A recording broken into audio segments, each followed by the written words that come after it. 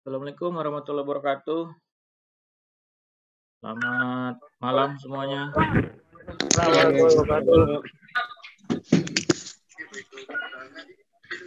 Baik, untuk pertemuan kita ya, mata kuliah rangkaian listrik DC ya. PowerPoint-nya sudah bisa terlihat? Bisa, Pak. Oke. Nah, pembahasan kita tentang daya dan faktor daya ya. Di mana daya dalam rangkaian listrik ya, daya merupakan suatu besaran yang penting ya. Karena pada umumnya suatu peralatan listrik itu selalu berhubungan dengan daya ya. Jadi rumus untuk daya adalah daya sama dengan V dikali dengan I ya. Di mana besarnya tegangan sesaat V Vm sin omega T dan arus sesaat I Im sin omega T tambah theta. Sehingga daya sesaat adalah Vm sin omega T dikali Im sin omega T tambah theta. Nah, jika kita nyatakan dengan harga efektif ya, maka V sama dengan hasilnya adalah V sama dengan VI cos theta ya.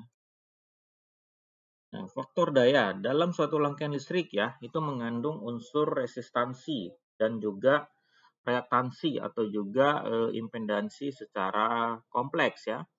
Dan daya serapnya itu tergantung pada sifat bebannya. Nah, itu dikarenakan yang menyerap daya adalah beban yang bersifat resistif ya.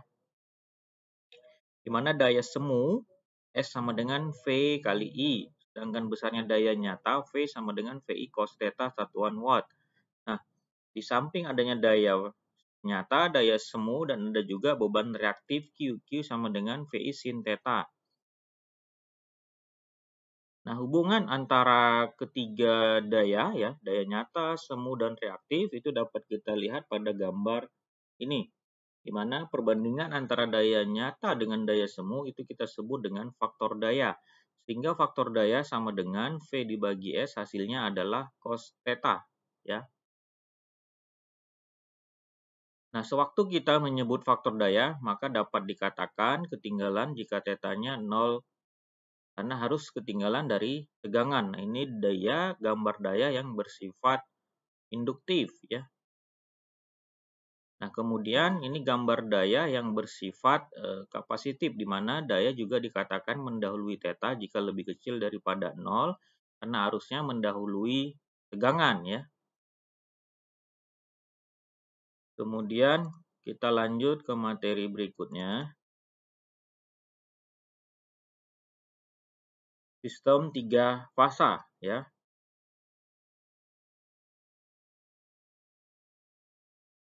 Sistem 3 fasa ya, di mana umumnya suatu pembangkit, transmisi, dan penggunaan daya dari tenaga listrik itu menggunakan sistem berfasa 3 ya. Nah, sumber berfasa 3 itu adalah sumber yang mempunyai 3 tegangan yang sama ya, tetapi berbeda fasanya 120 derajat terhadap satu sama lain ya. Gambar A ini merupakan susunan lilitan, sedangkan B adalah diagram motor. C ini bentuk gelombang tegangan yang dibangkitkan ya. Nah, penjelasan dari gambar ya memperlihatkan 3 kumparan itu tersebar secara sama di sekitar lingkaran motor. Ya, di mana kumparan tersebut terpisah satu sama lain sejauh 120 derajat. Nah, ketiga kumparan yang serupa pada sistem 3 fasa itu disebut dengan fasa. Nah, apabila menyangkut tegangan itu disebut dengan tegangan fasa. Ya. Kemudian dalam hubungan bintang ya dapat kita katakan dengan menghubungkan ujung terminal A, B, dan C menjadi satu titik bersama yang ditandai dengan titik netral N-nya. Sedangkan ujung terminal A, B, dan C itu kita tetapkan menjadi saluran ABC dari sistem 3 fasa. Ini merupakan gambar hubungan bintangnya ya. Nah, kemudian penjelasan dari gambar ya. Di atas titik netral N itu dapat kita fungsikan atau dapat tidak kita difungsikan apabila terdapat sebuah saluran netralnya. Maka hubungan bintang itu sering kita sebut dengan sistem berfasa 3 berkawan 4.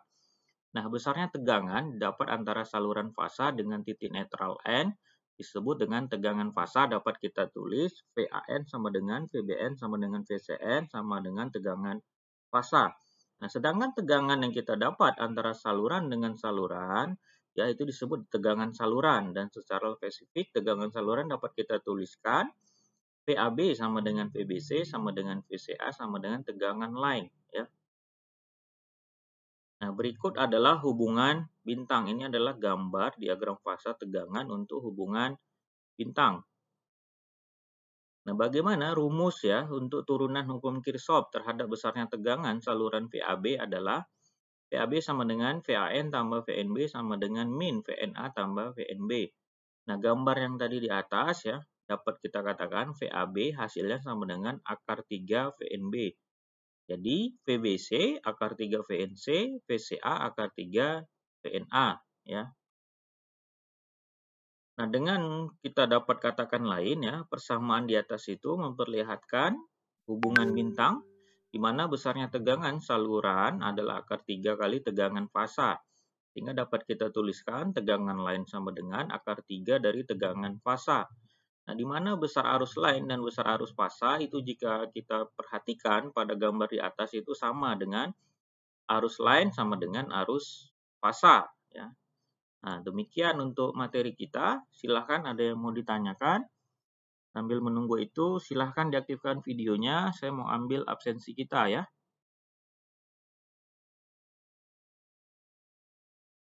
Jadi pembahasan kita terkait 3 fasa, kemudian ada tadi hubungan bintang ya.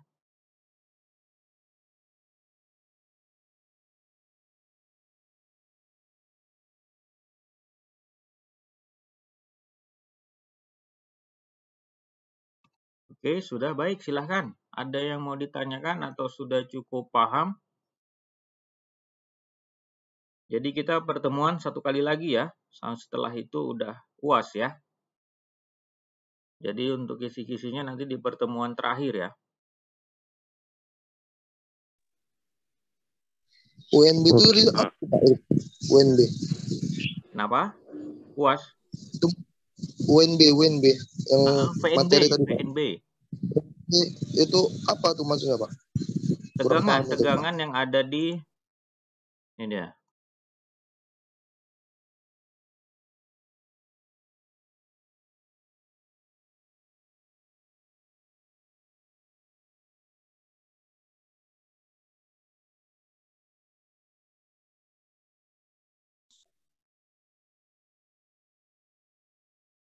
VNB ya.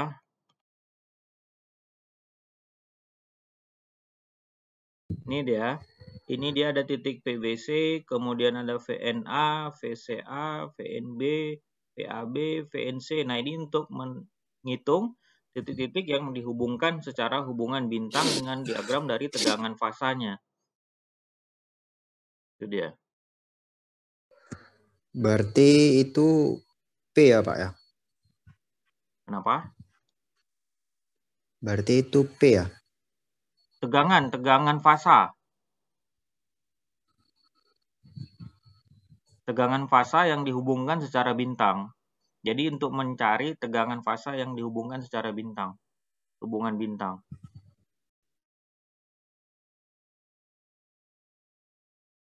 Seperti itu. Ini dia, nih. Ya, ini gambar hubungan bintang VAN, VBN. Jadi VAN ini mencari tegangan yang di sini.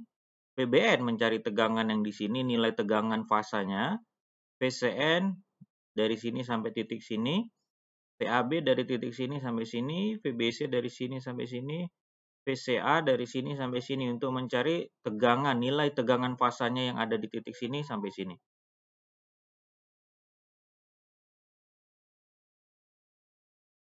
Ini gambar hubungan bintang terkait dari sistem 3 fasa. Ini dia.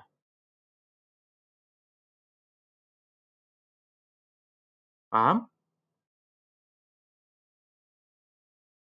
Jadi untuk menghitung titik, misalnya ini tegangan VCA fasanya berapa. Nah, disinilah cara ngitungnya tadi masukkan rumusnya. Ya, mana rumusnya? Nah, ini